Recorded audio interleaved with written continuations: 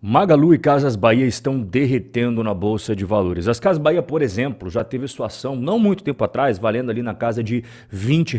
Hoje está valendo 60 centavos. Não vai achando que a Magalu é muito diferente, não. Nos tempos áureos, no auge do otimismo com a empresa, uma ação da Magalu estava ali na casa de R$ 25. Hoje está valendo menos que R$ 2. Você abre seu site de notícias ou o seu aplicativo aí no celular, que tem, né, coisas de bolsa de valores, mercado financeiro, economia, ou até mesmo o nosso grupo de notícias, que está aqui na descrição, o grupo do Telegram. E as manchetes que você vê ao longo de todo esse ano 2023 sobre a Magalu e as Casas Bahia são mais ou menos essas daqui, ó. A Via, que mudou recentemente para Casas Bahia, teve uma queda de quase 40% das ações em agosto. Aí você vai aqui para setembro. Casas Bahia em crise, queda de 50% nas ações da empresa em setembro. Magalu, as ações despencam na Bolsa Brasileira e chegam ao menor valor em 6 anos. Afinal de contas, o que está acontecendo com a Magalu e com as Casas Bahia? Tem dois motivos principais aqui que explicam muito bem a situação. Começando com o primeiro motivo que leva essas duas empresas a estar sofrendo bastante desde os tempos áureos até agora, que é o que é a ligação telefônica aqui? Não, não é ligação telefônica não, é a concorrência. Deixa eu desligar aqui. E já que nós estamos falando de concorrência, qual que você mais gosta para fazer as suas compras na internet? É o Mercado Livre? É alguma das chinesas? Shopee, Shein, AliExpress? É a Amazon, a gigante norte-americana que está no mundo inteiro? Ou são as brasileiras Magalu, Casas Bahia e Americanas? Escreve aqui embaixo qual que você mais gosta, qual que você mais utiliza para fazer as suas compras no e-commerce. Quando a gente fala em concorrência, hoje em dia não é mais aquela concorrência da época dos seus avós, da época dos seus pais, que era a concorrência na rua, as lojas físicas. Isso daí já passou faz tempo. Agora é concorrência nos ambientes online. E o relatório mais recente de 2023 mostra quais são as empresas que o brasileiro mais usa. E aqui está o ranking de e-commerce do Brasil. Quem está em primeiro lugar despontado? A Mercado Livre. Ela tem o dobro do segundo lugar, que é a Amazon. Depois você vê as chinesas, ó. A Shopee está aqui. Tô passando o mouse para você. Tem uma posição boa também. AliExpress, Shein. E aí nós temos as brasileiras. A Magazine Luiza, que eu deixei destacado em amarelo. As Casas Bahia, também destacado em amarelo. E as Americanas, que tá fora do páreo, né? Porque depois que aconteceu aquele negócio lá. Então, já que a gente tá falando de concorrência, vamos pegar o primeiro colocado do ranking aqui do Brasil, que é o Mercado Livre, que por sinal é uma empresa que é dos hermanos. Ela nasceu em Buenos Aires, na Argentina, tem as ações negociadas na Bolsa de Nova York, mas qual que é o principal mercado no Mercado Livre? O Brasil. Aqui você está vendo os dados mais recentes, esses são os mais fresquinhos que a gente tem aí da Mercado Livre. Brasil, Argentina e México. Qual que é o lugar que ela mais ganha dinheiro? É o nosso Brasilzão. Aqui está em dólares, então é 1,780 bilhões só nos últimos 3 meses. Pra você entender aqui o tamanho do Mercado Livre, e tudo que eu vou falar aqui é só referente nos últimos 3 meses, tá? A empresa vendeu 325 milhões de itens em sua plataforma. Se somar o valor dessas mercadorias, dá 10 bilhões de dólares. O número de compradores no Mercado Livre bateu 47 milhões. E se você somar compradores, vendedores, usuários do Mercado Pago e também os usuários de outras ferramentas financeiras aí que eles oferecem, dá um total de 108 milhões de pessoas.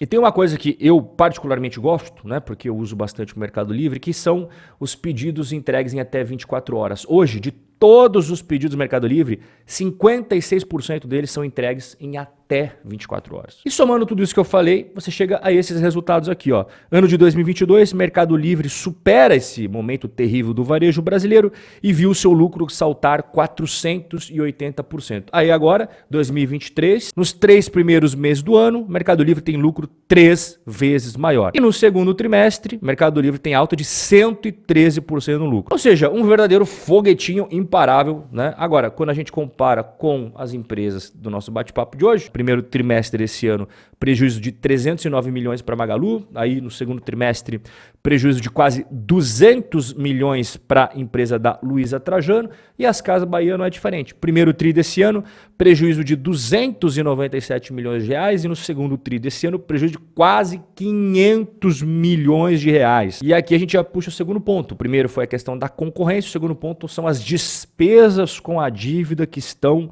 batendo pesado nos resultados, tanto da Magalu quanto das Casas Bahia. Dá uma olhada aqui nos dados mais atualizados que eu coloquei para você, referente ao quanto que cada uma dessas duas empresas tem de dívida bruta, ou seja, dívidas que vão vencer no curto prazo, dívidas que vão vencer no longo prazo, e também quanto que cada uma tem de caixa e aplicações financeiras. Por exemplo, a Magalu tem mais de 7 bilhões em dívida e quase 2 bilhões e meio em caixa. As Casas Bahia, bem parecido, né? Tem muito mais dívida do que caixa. 3 bilhões e meio de dívida, quase 900 milhões em caixa. E aqui é importante ressaltar para você que isso daqui, ó, que está em vermelho, paga juros. E isso daqui que está em verde recebe juros. E quanto que eles pagam e quanto que eles recebem de juros? Bom, se você tem uma dívida muito maior que você tem dinheiro em caixa, é claro que você vai pagar muito mais juros de dívida do que receber juros da renda fixa. E é isso que está acontecendo com ambas as empresas. Ó, até agora, em 2023, a Magalu já gastou 1 bilhão 378 milhões com despesas financeiras, ou seja,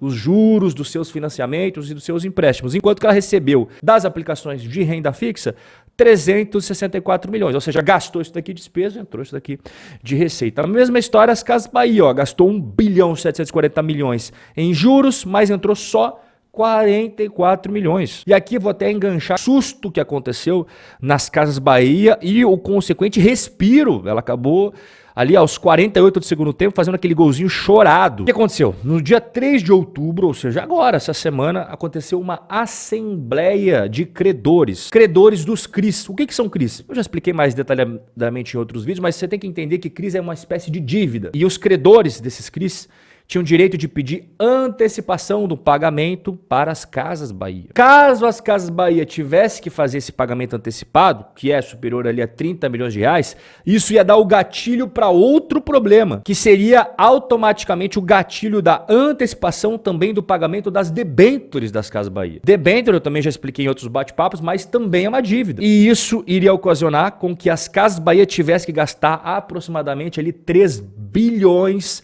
e 200 milhões a ser pago imediatamente. Só que olha o caixa das Casas Bahia aqui, é muito inferior ao que eles teriam que pagar na hora. E isso seria trágico para a empresa. Então, os credores dos CRIs falaram, não, beleza, não precisa fazer a antecipação do pagamento dessa dívida. Só que é claro que eles não fizeram isso de graça, né? Em contrapartida, para não declarar o vencimento antecipado das CRIs, eles falaram, olha, a gente vai aumentar os juros que vocês têm que pagar nesses empréstimos aí. Então, nesse momento, pelo menos, as Casas Bahia respirou aliviado, porque se os caras não concordassem com isso daí, rapaz, ia dar um problemão danado. Em conclusão, o que esperar daqui pra frente dessas duas empresas? Olha, nós temos a parte boa e a parte ruim. A parte boa é que agora a gente está tendo uma queda da taxa Selic no Brasil. E isso vai ser bom para as Casas Bahia e para a Magalu. É claro que quando tem queda na taxa Selic, aquelas aplicações de renda fixa que eles têm vai ganhar menos juros. Só que em contrapartida vai também fazer eles pagarem menos juros. E você viu que o quanto eles pagam de juros é isso daqui, né? E o quanto eles recebem é isso daqui. Então tem uma queda na taxa Selic que acaba sendo bom para eles. Agora, mesmo com a queda da taxa Selic, tem uma coisa que não vai se resolver com os juros não, que é a questão da concorrência. E a concorrência não é pouca. A gente pode só tirar da jogada aqui as americanas, né, que foi pro beleléu, mas temos concorrência no Mercado Livre, que é pesadíssimo. Acabei de mostrar para você aqui, ó, tá voando baixo. Temos a Shopee, a Shein e a AliExpress, que são o trio parada dura ali da China. E temos a Amazon, que é gigantesca e ela nem entrou com os dois pés no peito ainda no Brasil, tá? Ela, claro, tem presença no mercado brasileiro, mas ela ainda não considera o Brasil estratégia máxima dela. Quando ela fizer isso, meu amigo, se prepara. Então eu vou repetir o que eu falo há 2 anos aqui, quem é mais antigo